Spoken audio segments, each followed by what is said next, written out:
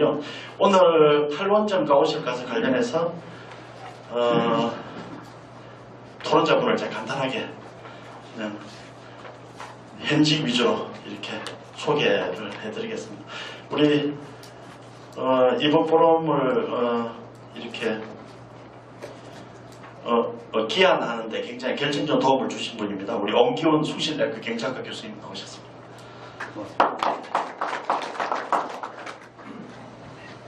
그 세 번째 주제 할 때도 좀 많이 도와주시고 네. 그리고 이덕한 서강대학교 교수님 나오셨습니다. 그리고 임재규 에너지경제연구원 박사님 나오셨습니다.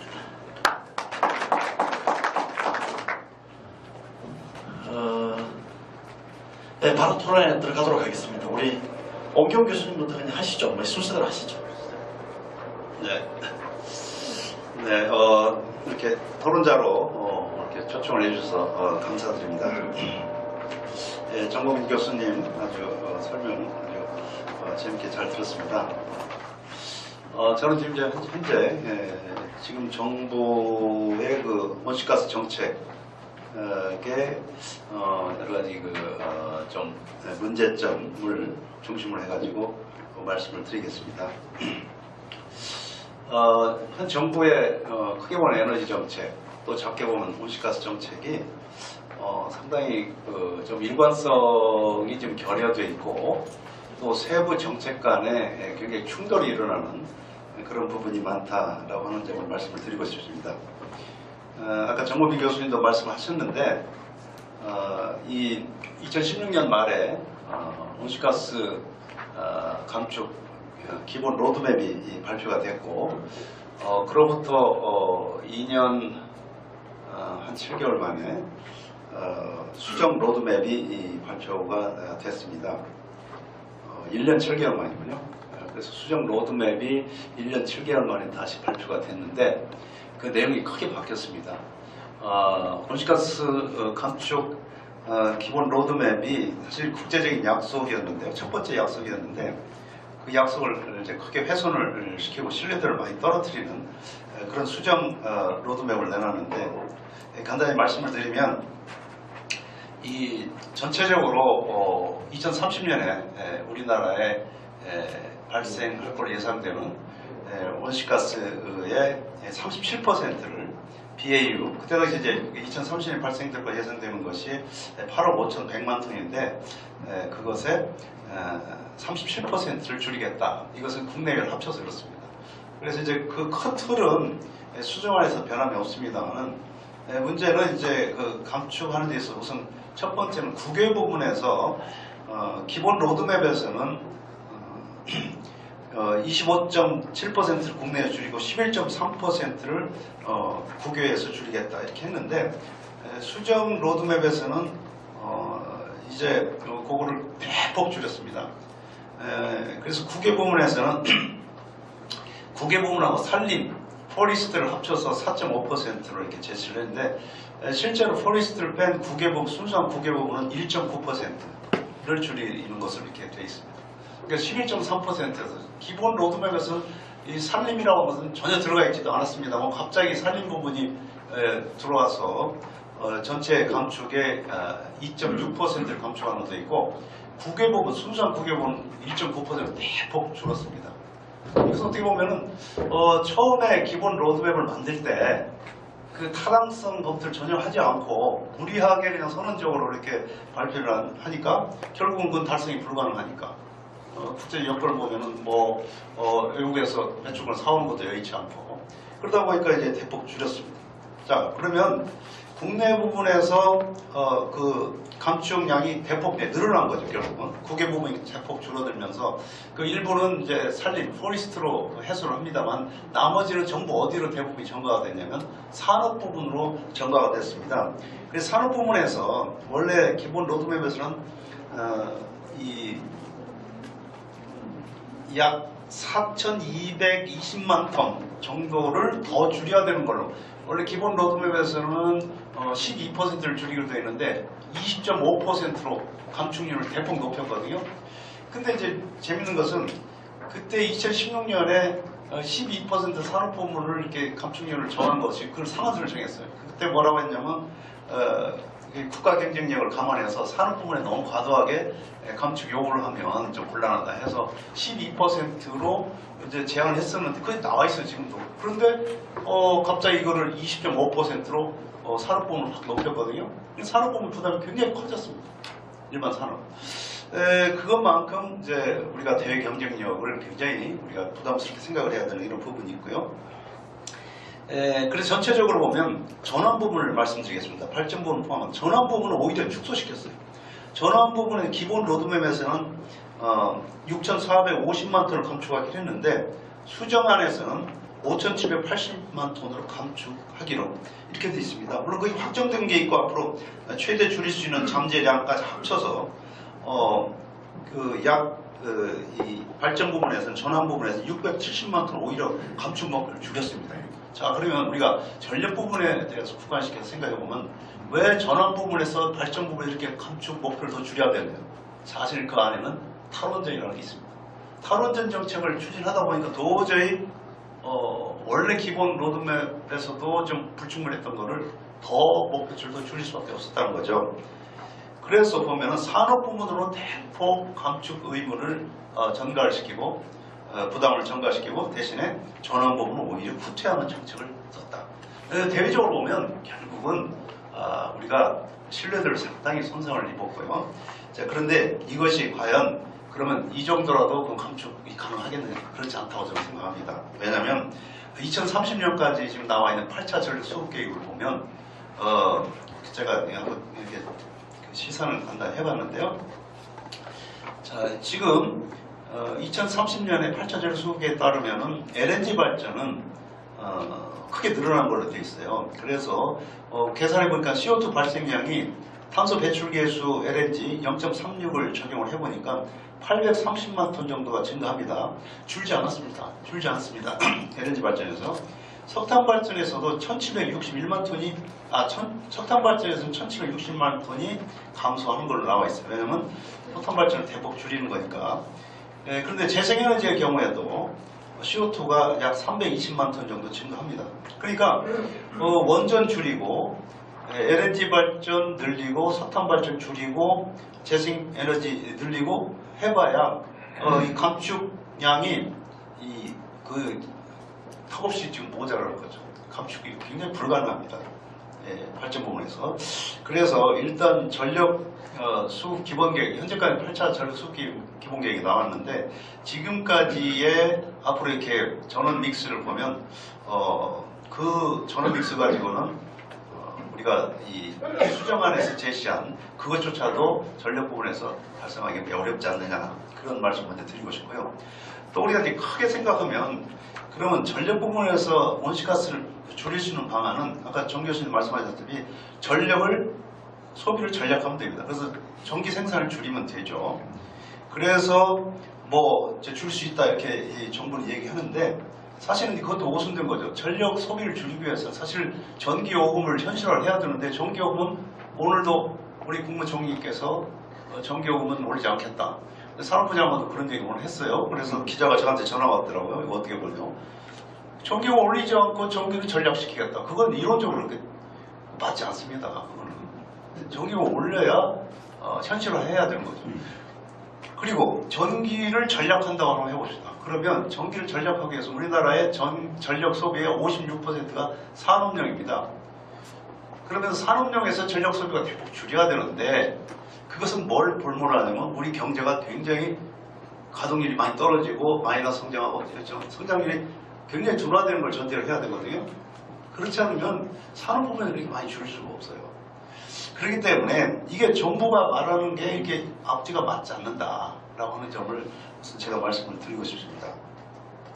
그래서 전체적으로 보면 우리나라가 지난 10년간 BP 자료에 따르면 우리나라의 온실가스가 다른 나라 OECD에 비해서 굉장히 많이 늘었다라는 통계가 발표되는데요.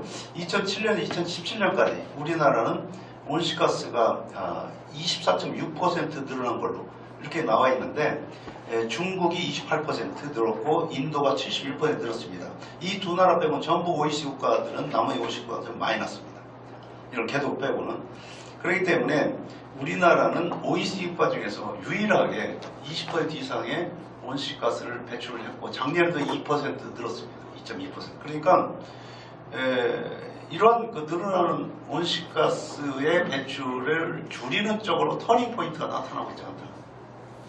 그래서 그 배경에 보면 이 원전을 대폭 축소시키고 대신 물론 석탄 발전을 줄였습니다. 작년에. 근데 그러면 그 대신 LNG 발전이 크게 늘어났을 것 같아요. 근데 LNG도 온실가스 배출 개수가 0.4 정도 됩니다. 예, 우리가 이 원전에서도 라이프 사이클을 적용한 0.2 정도, 0.02 정도 되고요. 그래서 태양광에서도 역시 온실가스가 나온다는 거죠. 그리고 LNG 역시 만만치 않게 석탄의 3분의 2 정도 온실가스 배출 개수가 됩니다. 그러니까 탈원전 때문에 온실가스가 늘어난 건 아니다라고 이렇게 오늘도 뭐 총리께서 얘기했는데요. 그게 아니고 탈원전 때문에 물론 탈원전 과정에서 석탄을 줄였지만 대신 LNG가 크게 늘었기 때문에 사실 원전 가동률을 75% 과거처럼 80% 이상으로 만약 유지했더라면 지금 온실가스는 훨씬 더 줄 수 있었다. 그걸 생각을 해야죠. 그래서 저는 이제 그런 말씀을 좀 드리고 싶고요. 제 말씀이 너무 길어져서 다음 기회가 있으면 또 말씀을 드리도록 하겠습니다. 고맙습니다. 예, 고맙습니다. 자, 우리 이덕환 교수님 예. 부탁드립니다. 저는 뭐 자세한 자료 말고 그냥 큰 틀에서만 말씀을 드리겠습니다. 요새 이 가짜 뉴스가 다시 부활을 하는데 참 신기하게 정부가 항상 가짜 뉴스 불평을 해요. 세상이 거꾸로 가는 것 같습니다. 보통은 정부가 거짓말한다고 민간에서 지적을 하는데 지금은 세상이 거꾸로 돌아가는데 이게 문제가 이런 것 같습니다. 정부가 생각하는 탈원전이라는 말하고 우리 국민들이 생각하는 탈원전이라는 말이 굉장히 의미가 달라요.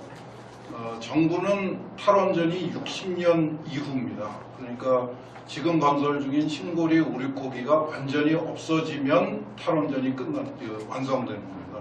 그때가 이제 탈원전의 시발점입니다. 그러니까 아직 탈원전이 되려면 60년을 기다려야 되는데 왜 지금 탈원전을 핑계를 대느냐 하는 게 정부의 그 가짜뉴스 타령의 문제 핵심인 것 같아요. 우리가 보기는 지금 말씀하신 것처럼 월성 1호기를 조기 법적인 절차를 완전히 무시하고 한수원 이사회에서 그냥 전권을 행사해가지고 어마어마한 비용을 들여서 지은 원전을 자기네 마음대로 문 닫기로 결정을 하고 그 다음에 LNG를 마구 떼고 태양광을 누구한테 주는지는 모르겠는데 하여튼 중국산 태양광을 잔뜩 깔아놓고 이게 전부 탈원전의 일환이라고 인식을 하고 있는데 정부는 아직도 탈원전을 시작도 안 했다고 주장을 합니다. 문제는 굉장히 심각하죠. 온실가스 자료보다는 한전 적자 자료가 훨씬 더 이해하기가 쉽습니다. 작년에 원전 평균 가동률이 65% 수준으로 떨어졌습니다. 평균 가동률이. 올해는 오늘 이해찬 당대표인가요? 당대표가 주장을 하는데 3~4% 올랐는데 75몇 %라고 오르더라고요. 그러니까 그 양반은 사회학과를 공부하다가 말았으니까 숫자가 잘 안 맞는 거는 잘 이해를 하겠습니다. 65에서 3, 4를 더하면은 어떻게 해서 75.4가 되는지는 잘 모르겠는데 그런데 지난 넉 달 동안의 한전의 적자는 작년보다 훨씬 더 심각하게 악화가 됐습니다. 숫자를 얘기할 필요가 없는 것 같은데요. 이게 저는 굉장히 심각하게 우리가 주목을 해야 될 부분입니다. 65.4%가 1년 평균에 65.4%가 떨어졌을 적에 발생한 문제보다도 한전의 경영상에서 발생한 문제보다도 75.4%로 개선이 됐는데 한전의 경영 상태는 더욱 나빠진 겁니다. 이건 굉장히 심각한 문제죠. 한전의 작년에 발생한 문제가 지금 누적이 되어서 악화되고 있다는 그 사실을 뜻하는 거거든요. 그러니까 지금 그 한전이 노력을 해가지고 이제 뭐 탈원전을 포기하는 건지 뭔지는 잘 모르겠는데 정상적으로 원전 가동률을 90%대로 올리더라도 한전의 경영 상태는 이제 다시 회복 불가능한 상태로 들어섰을지도 모른다는 걱정을 할 수밖에 없는 상황입니다. 그 미세먼지 상황도 마찬가지라고 여겨집니다. 작년에 그 석탄을 무리하게 줄이고 LNG를 이제 정부 쪽에서 얘기할 적에는 LNG 가동이 늘어난 부분은 빼놓고 얘기를 해요. 그래서 지금 이 또 두 번째 오차가 차이가 격차가 생기는 겁니다. 하나는 탈원전이라는 그 개념 자체가 정부가 사용하는 개념하고 우리가 이해하는 개념이 다르고, 그 다음에 이 LNG를 정부는 아무것도 안 나오는 친환경 에너지라고 인식을 하고 있고, 우리는 거기서 색깔이 없는 온실가스가 마구 쏟아져 나오는 것을 보고 있는 겁니다. 그러니까 정부는 눈 가리고 안 보는 건지 못 보는 건지는 모르겠는데, 하여튼 그런 차이가 지금 이 가짜뉴스 논란을 만들어내고 있는 거죠. 이 부분을 좀 분명히 지적을 했으면 좋겠고요. 이거는 꼭 제가 한참을 기자들한테 이런 질문을 받다가 생각해낸 건데, 이 정부의 그 진단은 이런 것 같습니다. 폐렴 걸린 환자 보고 폐렴 걸린 상태는 전혀 관심이 없고, 이 사람은 열이 나서 많이 문제니까 열만 고치면 된다. 이렇게 지금 잘못 진단을 하고 있는 거거든요. 그러니까 폐렴 환자한테 진짜 왜 병이 생겼는지는 쳐다보지 않고 그냥 원전 가동률이 일시적으로 잠깐 줄었다가 다시 늘어난 거고, 그 줄은 것도 사실은 원전의 안전 가동을 위해서 불가피한 조처였다. 그런데 또 대통령은 밖에 나가서 또 자꾸 우리가 40년 동안 안전하게 세계적으로 가장 안전하게 운전을 해왔다고 또 자랑을 해요. 갑자기 왜 40년 동안 안전하게 운전하던 원전이 갑자기 왜 2017년부터 그렇게 구멍이 많이 생기고 뭐가 문제가 많이 생기는지 잘 모르겠습니다. 마지막으로 제가 하나 말씀드리고 싶은 거는, 지금 이제 온실가스 배출에 대해서 이 정부는 아무 관심이 없는 것 같습니다. 뭐 할 수 없이 국제적으로 약속을 해놨으니까 어쩔 수 없는 경우에만 발언을 하는데 굉장히 소극적이고요. 아까 웅 교수님 말씀하신 것처럼 2017년 이후로 지금 계속해서 온실가스 배출량은 줄어드는 게 아니라 늘어나고 있는 게 국제적으로 확인된 사실이고요.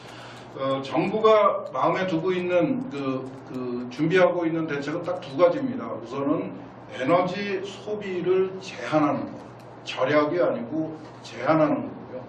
둘째로는 친환경이라는 탈을 쓴 에너지원의 보급을 확대하는 거예요. 두 가지입니다. 근데 아까 에너지 소비를 절약 또는 뭐 멋있게 얘기해서 절약이지 사실은 제한하는 이 제도는 사실은 경제 성장을 포기한다는 의미이고 국민 생활을 어렵게 만들겠다는 뜻이죠. 에어컨 쓰지 말고 전기 난방 하지 말고 뭐 이런 거를 뜻하는 거죠. 이게 실현 가능한지는 잘 모르겠습니다. 근데 뭐 정부가 자꾸 하면은 국민들이 불편을 겪을 수밖에 없겠죠. 그런데 지금 이제 가장 심각하게 우리를 혼란스럽게 만드는 거는 이 친환경이라는 꼬리표입니다. 이건 아무데나 갖다 붙이고 있거든요. 근데 에너지, 연료, 전기 이런 데에서 진정한 친환경은 없는 겁니다. 에너지 소비라는 거는 인간만이 지구상에 살고 있는 수많은 생물종 중에서 인간만이 인간 자신을 위해서 소비하는 아주 독특한 행태를 뜻하는데, 친환경이라는 건 인간의 그런 독특한 행태가 다른 생물들한테 영향을 주지 않는다는 뜻이거든요. 이게 서로 모순입니다. 인간만을 위해서 에너지를 소비하는데 그게 자연에, 환경에 영향을 미치지 않는다는 것은 환상일 수밖에 없습니다. 그러니까 에너지라는 말에서 거실련이 좀 이런 노력을 좀 해주셨으면 좋겠어요. 친환경 에너지라는 말은 허구이고 착각이고 환상이다. 이런 말이 국민들의 인식을 굉장히 혼란스럽게 만들고 에너지 정책, 산업 정책, 환경 정책을 엉망으로 만드는 요인이다. 이 친환경이라는 말을 몰아내자는 노력을 좀 해주셨으면 좋겠습니다. 그 온실가스를 줄이고 미세먼지를 줄이고 그 에너지 절약을 하는 유일한 방법이 있습니다. 기술 개발입니다. 에너지 소비를 줄이는 거는 이거는 산업을 포기하는 거고 국민 생활을 포기하는 거고 국민 안전을 포기하는 거라서 대안이 될 수가 없고요. 진정한 친환경 에너지라는 거는 존재할 수가 없습니다. 그러니까 이건 환상이고 결국 우리가 할 수 있는 일은 새로운 기술, 더 나은 기술, 더 안전한 기술, 더 환경에 영향을 덜 주는 기술을 개발하는 기술 개발, 첨단 기술 개발이 우리가 노력할 수 있는 유일한 길인데 이 정도는 안타깝게도 탈원전 정책, 원전 정부가 아니고 사실은 탈과학기술 정부입니다. 과학기술이 싫어서 포기하자는 게 아니라 몰라서 포기하자는 정부인 것 같아요. 지금 통계 문제가 굉장히 많이 나오는데 제가 노래 부르고 다니는 게 있습니다. 세상에 거짓말이 있고 새빨간 거짓말이 있고 그거보다 더한 게 통계라는 아주 유명한 말이 있습니다. 엉터리로 만들어가지고 엉터리로 읽으면은 없는 것보다 훨씬 더 못한 게 통계입니다. 지금 에너지 관련 통계가 이렇게 오용되고 있고 남용되고 있는 게 우리 현실인데 그 부분도 좀 과실련에서 좀 적극적으로 짚어주셨으면 좋겠습니다. 예, 고맙습니다. 자, 우리 임정규 에너지경제연구원 박사님.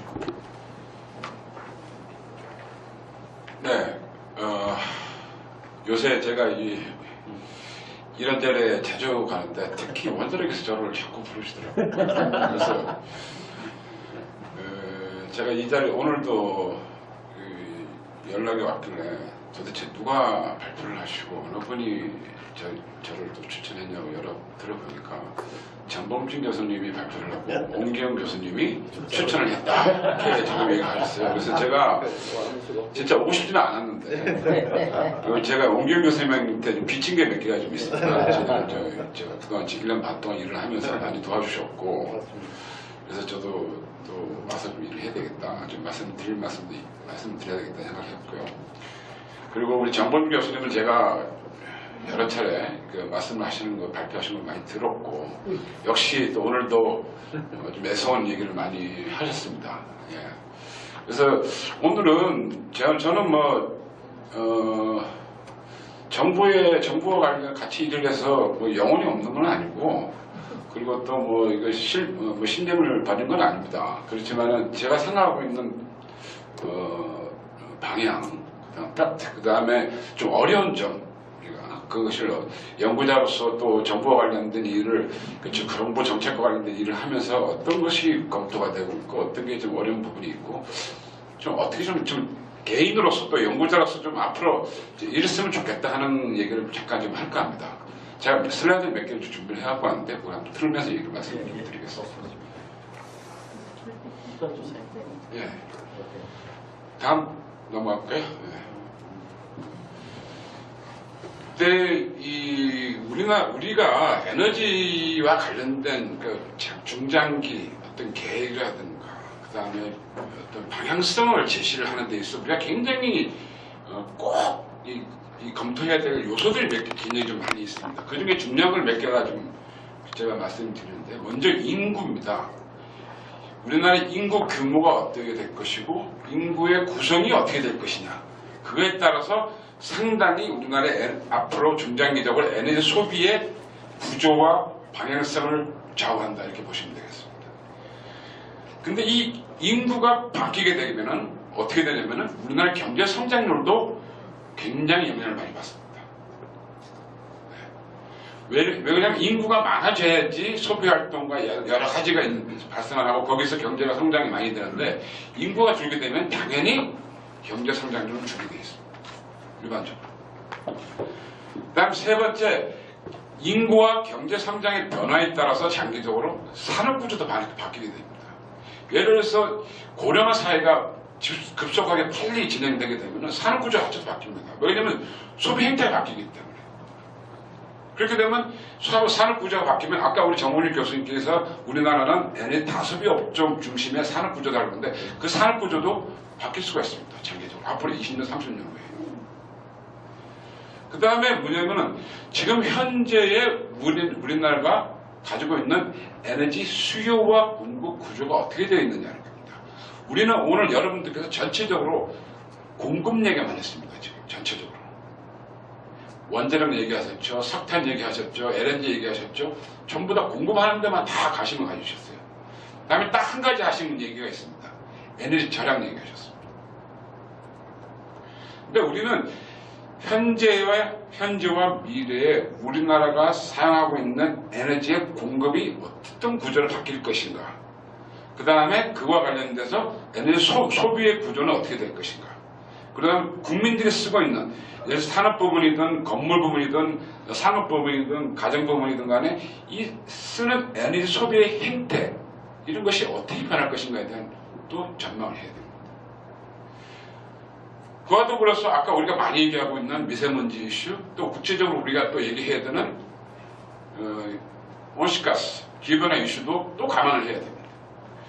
이러한 여러 가지 이 이슈뿐만 아니고 또 이 정부가 가지고 있는 여러 가지 에너지 정책 또는 경제사회적인 정책의 비전과 방향을 반영을 해서 에너지 정책에 또 나름대로의 비전과 방향성을 반영을 해서 전체적으로 이것이 버무려서 에너지 정책, 에너지 계획, 중장기 에너지 계획이 만들어지는 겁니다. 근데 많은 사람들은 결과만 얘기를 할 뿐이지 이러한 방향성을 결정하는 내용에 대해서는 얘기를 안 하세요. 실제로는.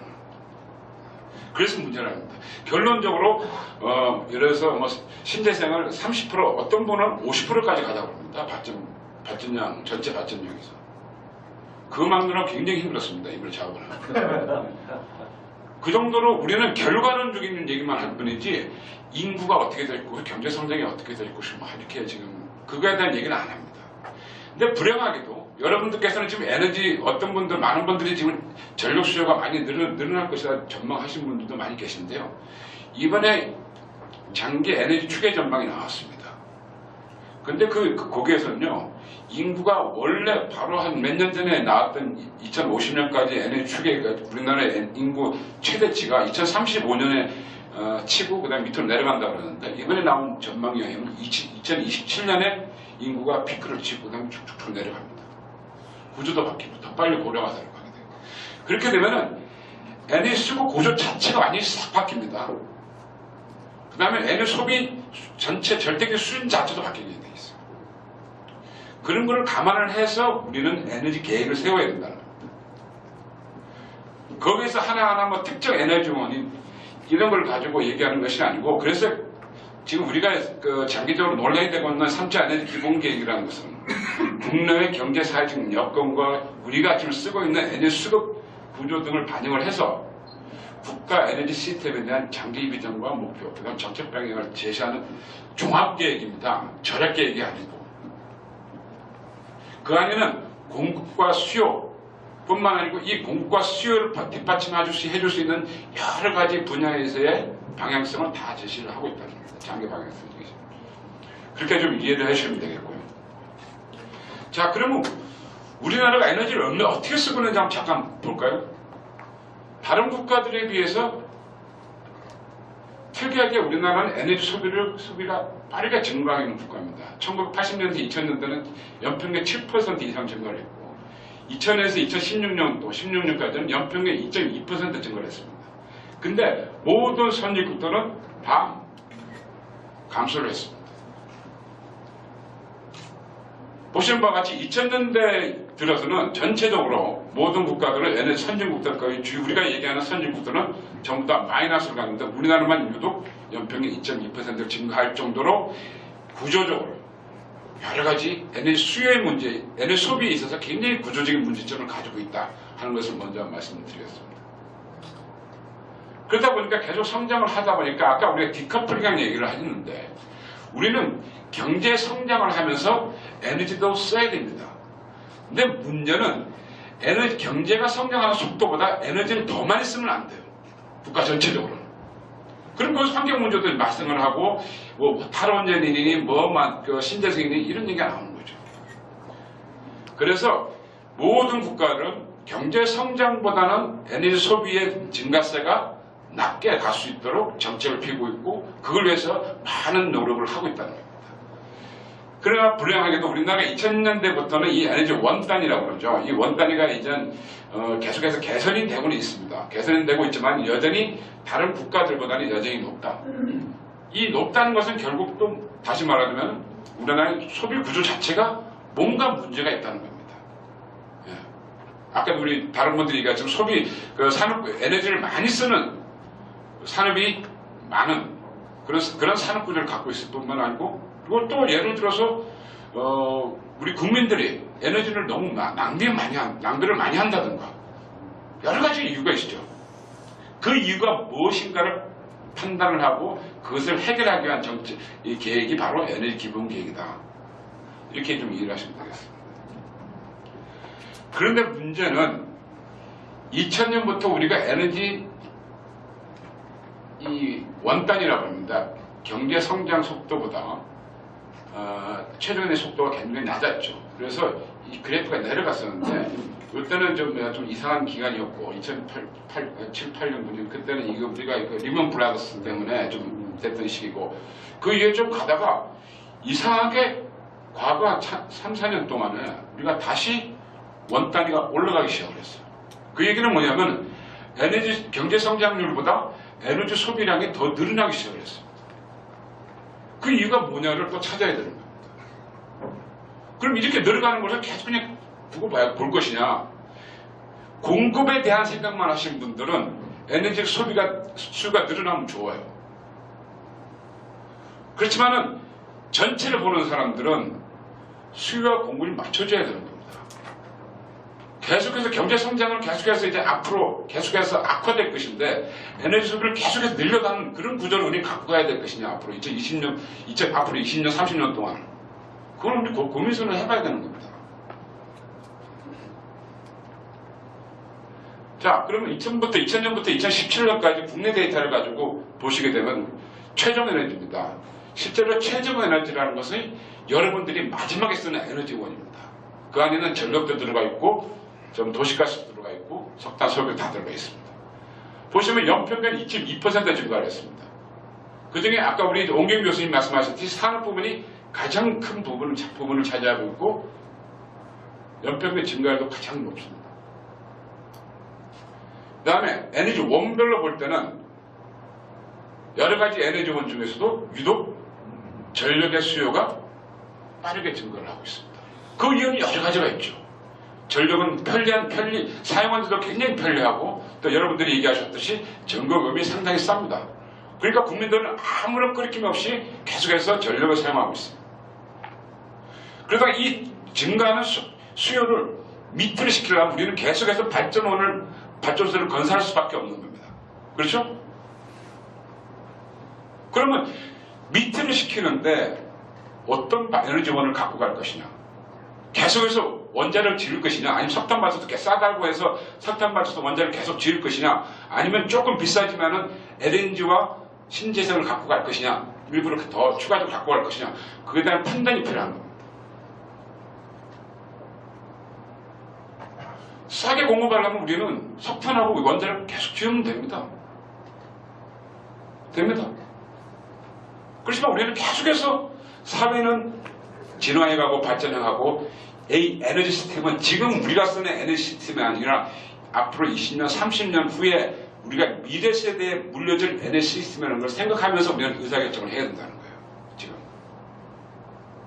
그럼 미래 세대가 어떤 생각을 할 것인가에 대한 고민도 해야 된다는 겁니다. 석탄발전소를 계속해서 지어가지고 싸게 공급할 것이냐 아니면은 비싸게 굉장히 비싼 원자력이 아니고 신재생만 막 해서 갖고 갈 것이냐, 그걸 적용하면 어떻게 할 것이냐, 이런 고민이 있어야 된다는 거죠. 그런 고민을 통해서 이 정책이 만들어져야 된다는 겁니다. 자, 이건 IEA에서 최근에 발표한 자료입니다. 2017년에서 2018년까지 온실가스 배출량이, 죄송합니다, 여기에서 이쪽으로 이렇게 증가를 했습니다. 기후변화 협약과 파리 협정을 통해 가지고 많은 국가들이 온실가스 감축을 위해서 노력을 하지만은 여전히 온실가스 배출량은 2017년에 여기에서 2018년 이쪽으로 증가를 했습니다. 그 이유는 무엇이냐? 아까 말씀드렸듯이 경제가 성장해서 그렇다는 겁니다. 경제가 성장을 하려면 당연히 소비와 생산 활동을 위해서 에너지를 쓸 수밖에 없고 그 성장 폭이, 증가 폭이 이만큼 된다는 겁니다. 근데 결론적으로는 이만큼 배출이 됐어요. 그러면 이만큼이 감소가 되는데 이 감소되는 데 있어서 어떤 부분이 여기에 기여를 했느냐, 감소시키는 데 기여를 했느냐, 그 세계 전체적으로 IEA에서 분석을 했습니다. 분석을 했더니 에너지 효율과 재생에너지가 2017년에서 2018년까지 전세계 온실가스 배출 증가 억제의 주요 원인이었다. 특히 에너지 효율이 가장 큰 기여를 했고, 그 다음에 재생에너지, 연료전환, 석탄에서 가스로의 대체가 0.95%였고 원자력이 그 다음으로 기여를 했다 하는 분석이 나와 있습니다. 이것은 세계 전체적인 겁니다. 이번에 2018년에 나온 2040년까지의 IEA에서 분석한 그림을 제가 한번 보여드리겠습니다. 우리가 지금 기후변화 협약에서 1.5도씨 또는 2도씨 목표를 달성하기 위해서 우리는 추가적으로 온실가스 배출량을 이만큼 줄여야 됩니다. 더 추가적으로 2040년까지. 그럼 여기에서 경제적 분석, 여러 가지 여건을 다 분석해 봤을 때 우리가 가장 먼저 많이 해야 될 부분이 무엇이냐를 분석을 했습니다. 첫 번째가 efficiency입니다. 에너지 절약이 아니고 에너지 효율 향상입니다. 제 절약과 효율 향상 다시 한번 말씀드리겠습니다. 좀 이따. 그 다음에 fossil subsidy reform입니다. 이것은 뭐냐면은 석탄이라든가 다른 가스라든가 이러한 화석연료에 그동안 주고 있는 보조금, 결국 보조금을 준다는 것은 화석연료 사용을 계속 늘린다는 거죠. 이러한 보조금을 없애버리라. 그런 걸 통해서 온실가스 배출량을 이만큼 줄일 수 있다. 두 번째가 renewable, 그다음에 reducing least efficient coal power입니다. 오래된 노후 석탄 발수도 줄이고, 그다음에 신재생에너지 늘려서 이만큼 줄일 수 있다. 그다음에 아까 우리가 몇 분 얘기했지만은 메탄입니다. 메탄가스입니다. 이것도 한 8%를 줄일 수 있다고 되어 있습니다. 근데 여기서 8%라는 것은 뭐냐면은 세계 전체적으로 발생하는 메탄 중에, 탈루메탈 중에 거의 85%가 업스트림입니다. 자원 개발, 땅을 팔면서 석유와 가스를 팔면서 발생하는 배출량이 85%를 차지하고 있고, 나머지 15%가 20%가 발전소 운영과 관련해서 발생하는 그런 탈루 배출을 보시면 되겠습니다. 메탄에. 이것도 굉장히 세계 전체적으로는 이게 굉장히 중요한 겁니다. 세계 전체적으로 특히 이 산유국들, 중동 국가들이라든가 남미 국가들은 굉장히 이 부분에 대해서 굉장히 세이스하게 지금 반응을 하고 있습니다. 국제적인 움직임에 대해서.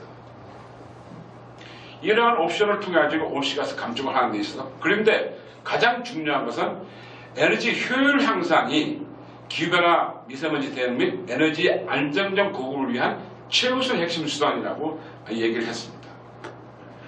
우리가 얘기하는 안정적 공급이라는 것은 그냥 공급을 한다고 해서 안정적으로 공급한다는 것이 아니고, 가장 효율적이고 가장 합리적으로 에너지의 소비를 하게 되면 그것도 안정적 공급에 굉장히 크게 기여한다는 겁니다. 왜? 덜 쓰게 해주니까. 자, 그럼 여러분들께서 얘기했던 에너지 절약, 에너지 억제, 이것이 지금 이 에너지 효율 향상을 얘기하는 것이 아니고 에너지 효율 향상이라는 것은 여러분들이 하는 소비 활동, 생산 활동을 그대로 하는 과정에서 에너지를 덜 쓰게 한다는 겁니다. 결국 고효율 기기 이런 것을 더 보급을 해주고 한다는 거예요. 그래서 아까 말씀드렸듯이 그것이 되려면 기술 개발과 기술 확산이 이루어진다는 겁니다. 그래서 에너지 절약이 아니고 이거는 에너지 효율 향상입니다. 그래서 여러분들께서 절대로 혼돈하지 마시고 정부에서 얘기하거나 또 전문가들이 얘기할 때 에너지 수요 관리는 에너지 효율 향상을 얘기하는 것이지 에너지 절약, 우리가 80년대 얘기하던 에너지 절약이 얘기하는 게 아닙니다. 이게 지금 에너지 효율 향상을 얘기한다는 것을 분명히 말씀드리고, 에너지 효율 향상은 경제 성장을 억제하는 개념은 전혀 안 들어가 있다는 겁니다. 그걸 통해서 오히려 하던 에너지 경제 활동을 그대로 하면서 새로운 기술을 보급해주면서 새로운 비즈니스를 창출할 수 있는 오히려 부가적인 효과도 누릴 수 있는 것이 바로 에너지 효율 향상입니다. 그래서 IEA에서는 이 에너지 효율 향상과 관련된 시장이 굉장히 빠르게 증가를 하고 있다는 거예요. 이 부분에 있어서는 아까 발언도 얘기했던 4차 산업혁명도 이 안에 많이 들어오고 있습니다. 자, 그래서 이러한 고민 끝에 정부가 만들어 놓은 이 정책은 실제로 어디에 중점을 주고 있냐면은 탈원전이니 뭐 신재생이니 뭐니 이게 중요한 게 아니고 가장 우리가 전문가들이 고민하는 것은 뭐냐면 지속 가능한 성장을 하기 위해서 우리는 경제 성장 계속 해야 됩니다. 그럼 우리는 아무것도 못하는 거죠. 인구가 그렇게 주는 상황에서도 우리가 적정 수준의 경제 성장을 해야 됩니다. 그래서 지속 가능한 성장을 위한 고효율 저탄소 에너지 시스템 구현이 가장 이 전문가들이 고민스럽게 그리고 지향하는 바다 이렇게 얘기를 하시면 좋겠고, 그렇게 하기 위해서는 저희들 가장 저도 믿고 있고 많은 전문가들이 믿고 있는 것은 경제적 비용을 최소화하면서 에너지 소비 증가세를 억제해야 됩니다. 그것이 아까 말씀드렸듯이 안정적 공급의 첫걸음입니다. 그 다음에 우리가 얘기할 게 뭐 원자력이니 LNG니 뭐니 이렇게 얘기를 해야 되는 것이 효율 향상, 최대한 우리가 효율 향상을 하고 그 이후에 우리가 그 공급에 대해서도 논의를 해야 된다. 저는 그렇게 좀 주장을 하고 싶고요. 그 다음 두 번째, 재생에너지는 나름대로 역할을 해야 됩니다. 앞으로. 이것은 우리 세대를 위한 것이 아닙니다. 미래 세대를 위한 것입니다. 그렇다면 일부는 에너지 공급 전체부에서 몇 %가 가야 될 것이냐에 대해서는 굉장히 논란이 있을 수 있습니다. 아까도 말씀드렸듯이 어떤 사람은 왜 우리는 50%로 왜 꿈을 못 가보냐, 숫자로 50%를 가자 하는 사람도 있어요. 또 어떤 분들은 전체 발전량이 20%도 안 될 것이다. 불가능하다. 그렇게 얘기하는 분도 계십니다. 그렇지만 고민 끝에 분석과 여러 가지 가능성 분석 저희들이 엄청 했습니다. 그리고 그게 들어오는 비용도 검토를 했고, 그 다음에 가장 중요한 것이 재생에너지 같은 경우에는 주민 수용성입니다. 원자력 발전이라든가 LNG 발전, 석탄 발전도 주민 수용성이 가장 문제겠지만은 신재생 에너지도 굉장히 주민 수용성 문제가 굉장히 심각하다는 거예요. 그래서 이런 분석을 통해 가지고 보고 확대에 관련된 그 여러 가지 논의가 필요하다. 그런 말씀드리겠고요. 마지막으로 제가 이 말씀을 드리고 싶어서 지금 서론을 좀 얘기를 했습니다. 제가 지금 정부가 들어가지고 지난 2년 동안 저도 나름대로 여러 가지 일을 했고, 그 다음에 온실가스 감축과 관련된 일도 했고, 그 다음에 3차 에너지 기본과 관련된 얘기 여러 가지를 얘기했어요. 그 와중에 우리가 지금 탈원전 정책, 어떤 분들은 탈원전 정책이라고 그러고 어떤 분들은 에너지 전환 정책이라고 그러고 자기 입장에서 얘기를 하는 거죠. 그리고 계속해서 자기 진영에서 대포를 쏘고 있습니다. 이 대포가 불발탄인지 정말 이게 제대로 상대방에게 임팩트를 주는 폭탄인지도 모르면서 계속 쏘고 있습니다. 근데 그 상대방이 죽었는지 살았는지도 몰라요. 왜? 상대방을 안 보고 우리 것만 계속 쏘기 때문에 지금. 그것을 참호주의라고 그러는데, 이것을 아까 우리 정원주 교수님이 말씀하셨는데 기후변화 협약에서도 이런 단어를 썼습니다. 개도국과 선진국들이 계속해서 싸운 거예요. 네 탓이다, 네 탓이다. 네가 잘못했다, 네가 잘못했다. 지금 우리가 그 꼴을 지금 하고 있다는 거예요. 근데 이제는 논의가 2년 정도 됐으면은 이제는 이슈가 좀 바뀌어야 됩니다. 아까도 제가 말씀드렸듯이 미래 세대를 위한 A세대 구축 방향에 대해서 건설적인 논의를 필요해야 돼요. 제일 중요한 것이 뭐냐면은 아까도 말씀드렸듯이 가장 중요한 것은 에너지 소비 구조 혁신을 통한 에너지 효율 향상입니다. 그럼 이걸 위해서는 우리가 뭘 해야 되느냐? 아까 말씀하셨잖아요. 가격 얘기해야 됩니다. 에너지 전환을 주장하는 이 에너지 전환 포럼 그룹들 여러분들 아시죠? 그죠? 그분들은 지난주 목요일날 뭘 발표를 했냐면은 에너지 전환이 2030년까지 신재생 20% 가고 그 다음에 2040년까지 에너지 기본계획에서 내놓은 30%에서 35%까지 신재생을 가게 되면은 전기요금은 추가적으로 13% 더 올라간다. 2030년까지는 10.9% 올라가지만 그 이후에 10년 동안 13% 더 올라간다. 결국은 24% 정도 올라갈 요인이 생긴다. 전기요금 올라가는 요인이 생긴다. 그러니 정부는 이것을 정확히 국민한테 알리고 전기요금 인상에 대해서 이제 논의를 시작하자 하고 발표를 했어요. 그럼 여러분들도 그 정도의 논의는 시작을 해야 되는 겁니다. 이제 아마 분석 결과는 아마 여러분들이 더 많이 나올 거예요. 한 50% 이상 나올 수도 있습니다. 그래서 서로 논쟁을 하는 거예요. 그래서 전기요금에 대해서 에너지 가격에 대해서 어떤 논의를 건설적인 논의를 통해 가지고 국민들도 그걸 인지를 하게 만들어줘야 됩니다. 아, 내가 친환경적으로 에너지 시스템을 쓰려고 그러면 이제 전기요금을 더 내야 되는 거구나. 덥다고 계속 떠들지 말고 더울 때 전기요금 깎아달라고 하지 말고 아 나는 그렇게 하면 안 되겠구나 하고 인지를 시켜야 돼요. 이제. 그런 논의를 하자는 겁니다. 더 얘기하고 싶지만은 예. 뭐 다 시간 너무 걸려서 죄송합니다. 아닙니다. 수고하셨습니다. 자, 박수 한번 보내주십시오. 에너지 경제연구원 우리 임정일 박사님부터 시작해서 그냥 간단하게 마무리 말씀 이렇게 부탁드립니다. 네, 먼저 저도 이 홈페이지에 있는 그 그래프가 굉장히 저한테는 쇼킹했습니다. 제목이 우리나라의 전원 구성과 이산화탄소 배출이고 가격은 이 가격이 이렇게 나와 있어요. 저는 우리나라에서 분석된 자료 중에 이런 걸 본 적이 없습니다. 아직까지. 그 제목은 우리나라라고 해가지고 제가 굉장히 놀랐고 여기 오기 전에. 근데 이거는 제가 볼 때는 좀 라이프 사이클 분석을 한 것 같은데 지금 그래프는 지금 영어로 돼 있어요.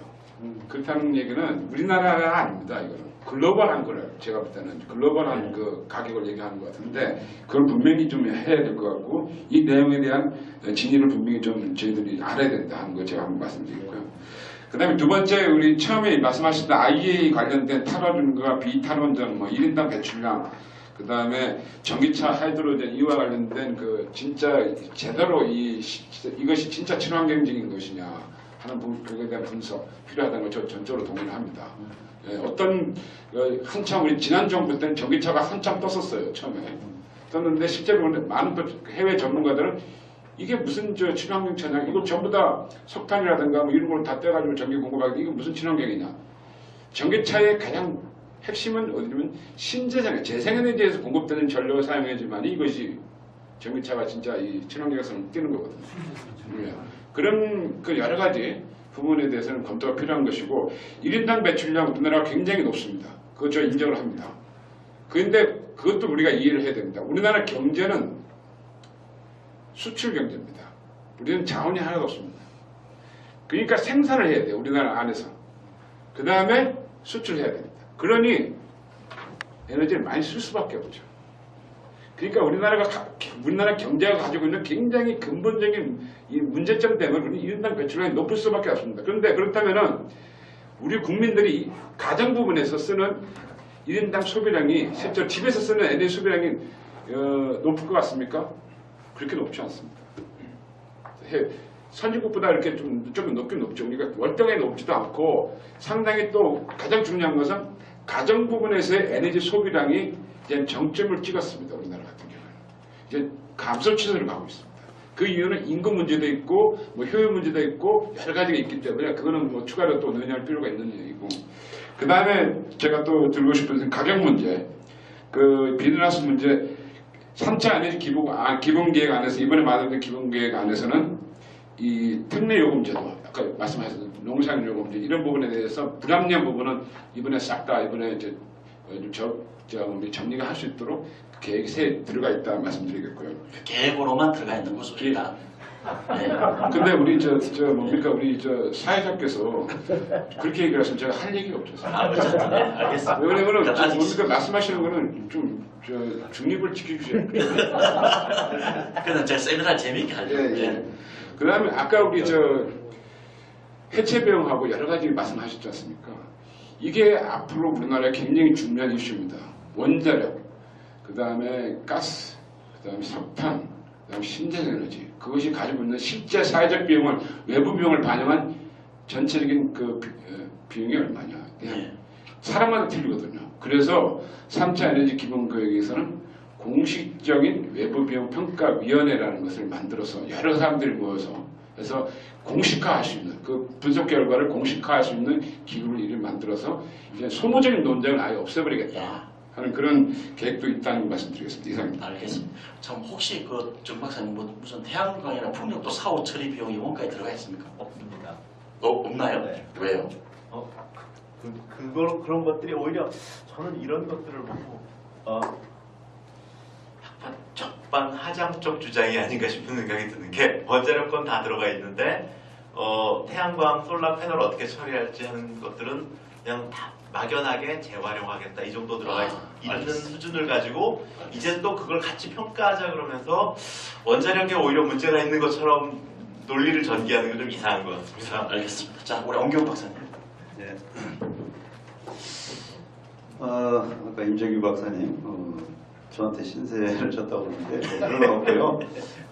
사실은 우리 임 박사님 굉장히 고생을 많이 하신 것 같아요. 왜냐하면 제 3차 예기본의 그 권고안에서 보면은 재생에너지를 40% 최대 이렇게 권고를 했는데 그거를 좀 현실적으로 상당히 좀 어려운 그런 목표가 아닌가 이렇게 생각을 해서 그런 의견도 굉장히 많았습니다. 그래서 이거를 30에서 35%로 당초 25에서 40이었죠. 그래서 딱 그 중간 정도로 해서 밴드를 설정을 했어요. 저는 사실 산업부한테 야 이렇게 밴드로 하지 말고 밴드를 둔다면 한 2%포인트 정도 밴드를 두면 어떨까. 너무 막연하게 5%포인트나 이렇게 범위를 주면은 좀 책임을 회피하려고 아닌가 뭐 그렇게 생각을 했습니다만은 어떻든 이제 그렇게 이제 됐습니다. 그래서 그렇지만은 30%라고 하더라도 이게 그 상당히 우리 여러 가지 문제가 있을 수 있다. 왜냐하면 굉장히 그 개통에 굉장히 그 부담을 많이 줄 수 있다는 거예요.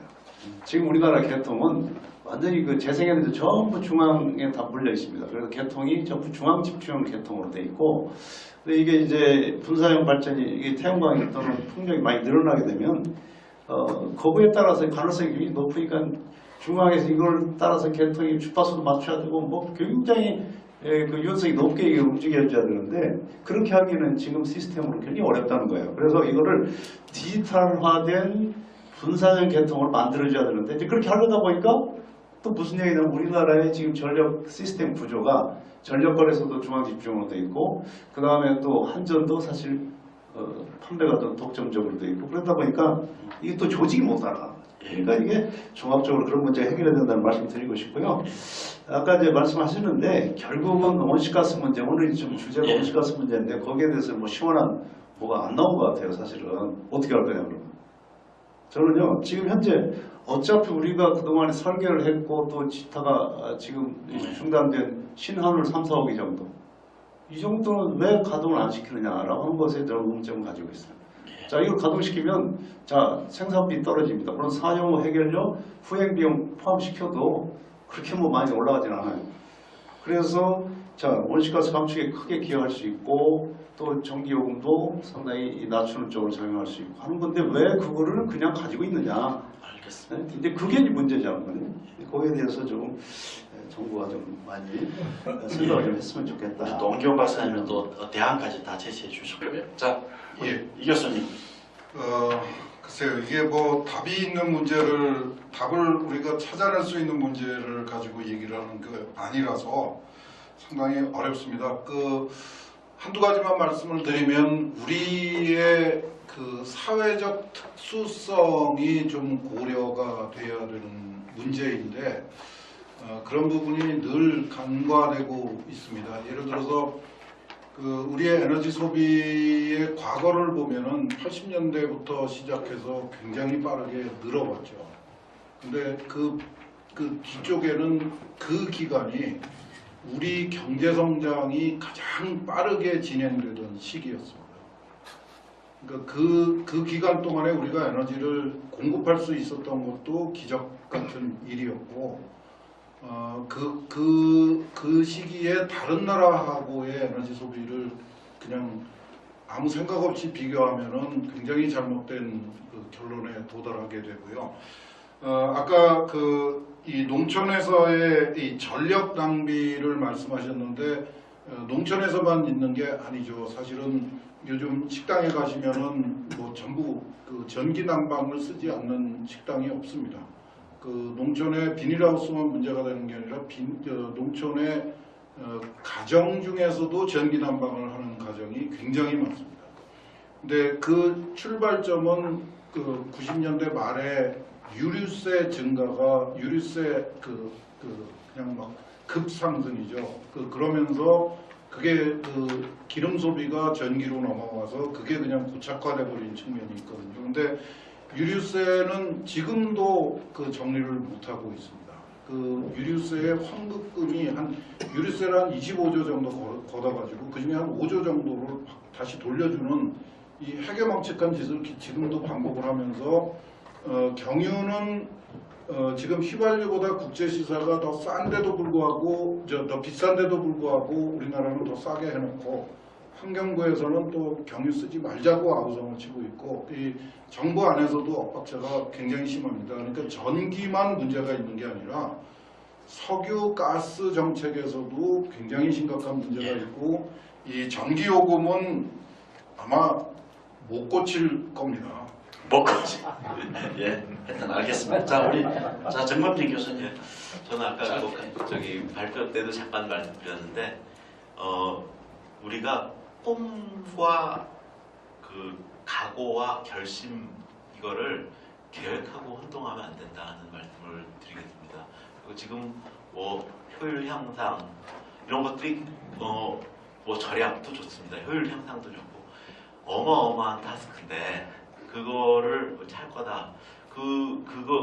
이런 낙관적인 미래를 가지고 전망을 하는 것은 굉장히 안 좋다 하는 게 제가 첫 번째 말씀드리고 싶은 거고요. 두 번째로는 한전 사장님께서는 콩값, 두부값 이런 말씀하셨어요. 예. 만약에 두부는 수입콩으로 만들고 콩은 국산 콩이면 두부값이 싸질 수도 있는 겁니다. 그래서 이제 사실 어떻게 보면은 상식적으로 맞죠. 전기는 2차 에너지인데 어떻게 1차 에너지보다 싸질 수가 있냐. 그런데 그 1차 에너지가 원자력이면 싸질 수도 있다 하는 말씀을 드리고 싶고요. 예. 그 다음에 조금 비싸지만 신재생과 이걸 쓰는 것이 좋지 않겠는데 조금이 아니더라. 처음에는 매출값이라 그랬다가 지금 12%. 근데 이게 그 계산이 그렇게 어렵지 않을 텐데 제 계산으로 3배입니다. 제 계산으로 3배입니다. 이게 왜 조금씩 올라가고 있는가? 단번에 30%가 3배 이렇게 나와도 되는데 그런 것들이 굉장히 좀 의심스럽고 오히려 지금 진지전을 하고 있는 게 누가 진지전을 하고 있느냐 하는 것들도 좀 생각해봐야 되지 않나 싶습니다. 고맙습니다. 알겠습니다. 자, 이제 마무리를 해야 되는데 우리 오늘 가시는 세미나는 우리 경희대학교 윤지용 교수님 그 연구소랑 같이 했는데 혹시 뭐 공동 주최자로서 하실 말씀 있으세요? 오케이. 자, 문재인 정부의 국정과제가 몇 개인지 아세요? 100개입니다. 100개. 예, 딱 문재인 정부 등장하면서 국정과제 100개를 제시를 했는데요. 탈원전이 몇 번째 과제인지 아세요? 60번입니다. 60번. 60번의 국정과제, 문재인 정부 60번 국정과제가 이렇게 탈원전 정책으로 안전하고 깨끗한 에너지 전환. 이게 60번째. 61번째 국정과제가 뭔지 아세요? 바로 뒤에. 기후변화. 어떻게 아세요? 그게 신기후 체계에 대한 견실한 이행 체계 구축입니다. 근데 60번하고 61번 한 끗 차이입니다. 한 끗 차이. 근데 61번에 대한 이야기는 온데간데 없고 60번 이야기만 가지고 이렇게. 그래서 오늘 사실은 과실련이 세미나를 하게 된 이유가 그겁니다. 60번이 중요하면 61번도 중요하다. 근데 60번하고 61번이 충돌을 하게 되면 어떻게 되는가?